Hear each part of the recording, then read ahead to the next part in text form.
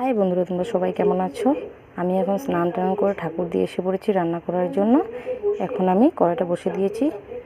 এই যে কড়াইতে সাদা তেল দিয়ে দিচ্ছি আর মাছটাকে ভেজে নেব।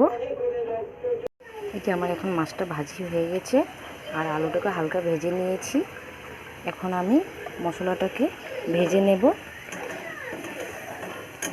মশলাটাকে হালকা ভেজে আলুটা দিয়ে আবার নেড়ে চেড়ে একটু ভেজে নেব।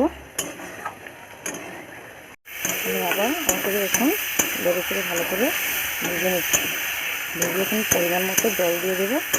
জল দিয়ে মাছটাকে দিয়ে দেবো।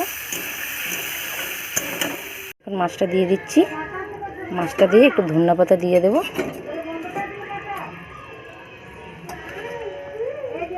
ধনিয়া পাতা দিয়ে দিচ্ছি। আমার এখন রান্না পুরো কমপ্লিট হয়ে গেছে। সাথে রয়েছে মুসুরি ডাল, পেঁয়াজ সোমবাস দিয়ে পাতলা করে, আর কাঁকরোল ফুল।